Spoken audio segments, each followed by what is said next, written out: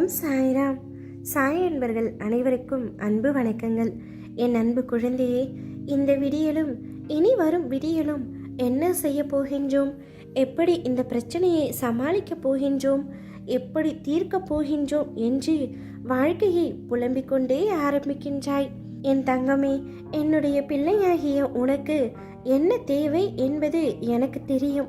ஆனால் அதை பெறும் வரை உனக்கு பொறுமைத்தான் இல்லை. ஒன்று உனக்கு கிடைக்கவில்லை என்றால் அதற்கு காரணம் இருக்கும்.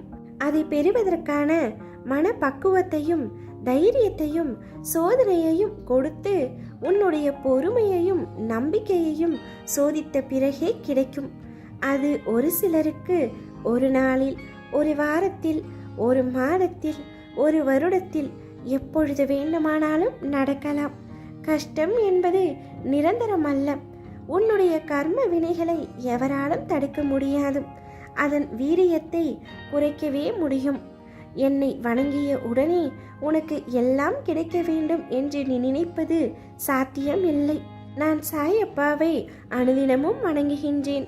ஆனால் சாயப்பா எனக்கு எதுவுமே செய்யவில்லை என்று நீ எப்பொழுதும் புலம்பிக் கொண்டே இருக்கின்றாய். என் மீதான நம்பிக்கையும் சில சமயம் உனக்கு குறைய தொடங்குகின்றது.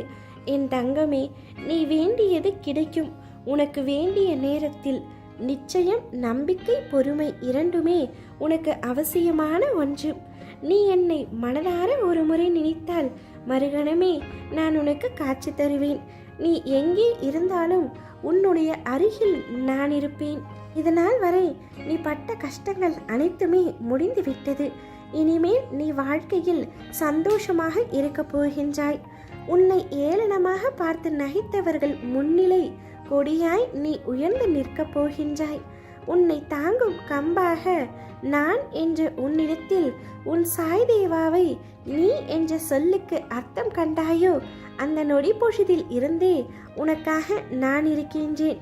அதற்கு முன்பாகவும் சரி, அதற்கு பின்பாகவும் சரி, என் உயிராய் நீ என்றும் என்னிடத்தில் இந்த துவாரகமாயி தாயின் பிள்ளையாய் வாழ்வாய்.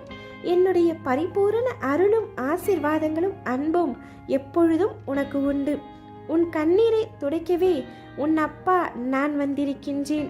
உன் கண்களில் இருந்து இனிமேல் கண்ணீர் வழியக்கூடாது.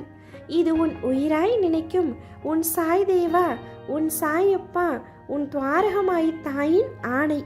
நிச்சயம் நீ வாழ்வில் சந்தோஷமாக வாழ்வாய்.